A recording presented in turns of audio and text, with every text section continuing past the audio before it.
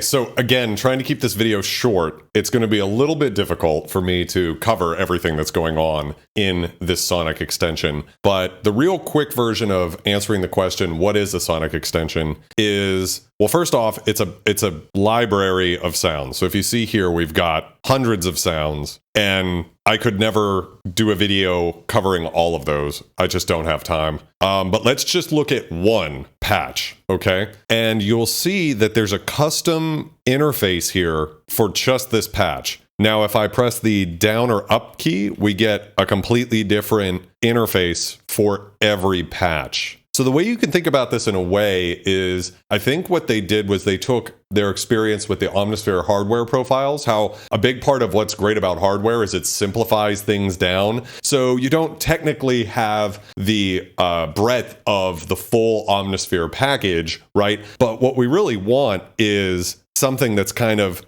usable and simple. So we're going to start with just this tape glockenspiel sound, which is pretty dry. And we have all of the controls that we'd be interested in right here. But the first and most useful thing is it's actually not one patch, it's 5 patches in one. And those are the scenes at the bottom here that you can see. And those scroll left to right, which is great. So you can change patches by up and down and change the scenes with the left and right arrows, which is a really great feature. And so these are variations on all of the controls you see. So there's snapshots of the controls, and it's literally like having 5 completely different patches. So here's again the dry version. Here's scene 2. Scene 3. 4.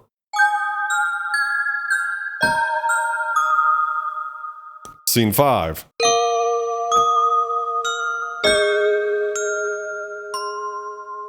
And you can see that it's all the same basic glockenspiel sound, but we've got all the different controls set to different values on these scenes. And of course, you can save your favorite setup that you did in this extra scene here, the 6th scene. So let's just play with these real quick. So if I press this, we can change the timbre here. We can change the start point, so we can get like a really soft, more of like a pad type sound. We can change the decay, so we can really get it to be more of a pad. We have a mix of the different sound sources. So there's just some overtones. Oh, different octaves here. I like a little of that. We can increase the chorus a little bit, but we can crank the reverb up. Oh yeah, that's really cool. Let's add some compression. You can hear that hiss is pretty loud, so we can increase the drift.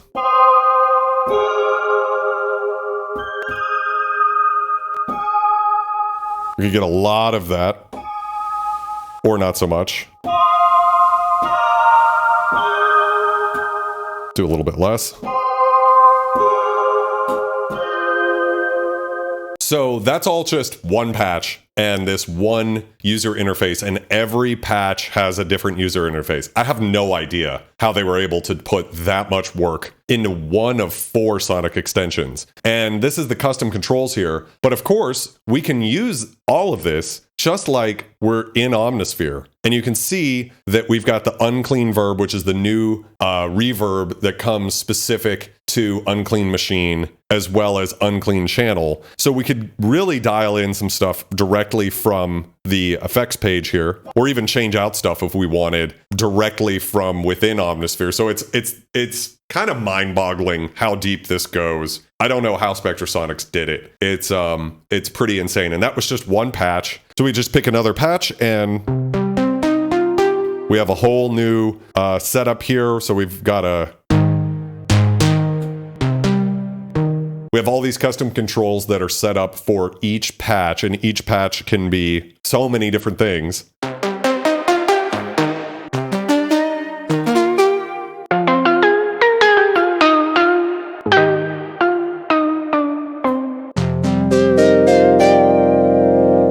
I mean, the variety is nearly unlimited. Also, what you're getting is not just all of the sounds with all of the custom user interfaces with the scenes and everything, and as well as all the sound sources they used to make that, which you could use to make your own sounds. But what you also are getting are the effects. So if I go into Sonic Extensions and I go to Unclean Channel, you can see that we have the new effects here. So we're going to start with just the default saw, like that. And we're going to turn on Unclean Channel so you can hear what this sounds like. Not too much other than some noise. Defaults to this analog deck, but we have an insane amount of stuff, like the cellular interference. And we could just dial in some wow and flutter here.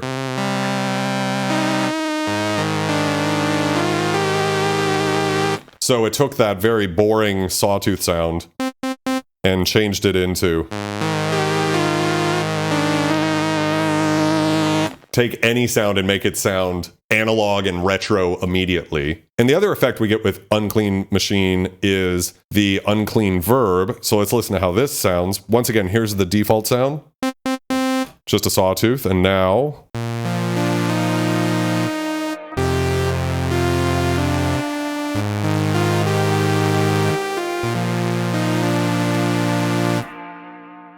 you can hear it's this interesting sort of tape wobbling type of sound. And so if we kick these on together, and you can see these all come with their own presets, which is pretty crazy. So if we pick a couple here, one more time, this is the sound without any effects. And then with Unclean Channel and Unclean Verb.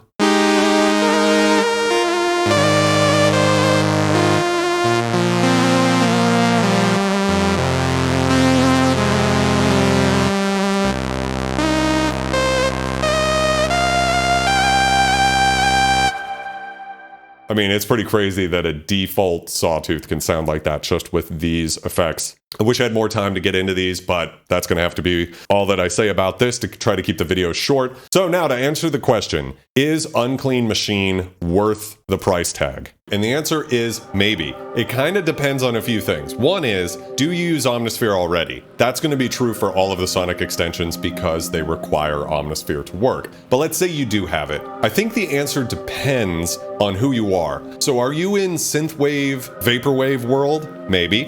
Are you in lo-fi hip-hop and chill studying world? Then definitely. Are you a hip-hop producer? I honestly think most hip-hop or even pop producers will get a whole lot out of this because the sound of this, even though it's retro, that's kind of the modern thing. That's like the new thing right now that you hear on basically every pop song is this big, dreamy, bendy reverb, and the sounds are just awesome. I kind of went into this one kind of wanting to hate it because I wasn't really sold on the whole idea here. There's already so many great plugins that help you do this sort of retro analog thing that you probably already have if you're in the retro game, that I was kind of thinking, I don't know, I think this is going to end up kind of feeling like more of the circuit bent sounds that we already had in Omnisphere 2, but it's pretty awesome. If the sounds speak to you that you just heard me play, then go ahead and buy it. If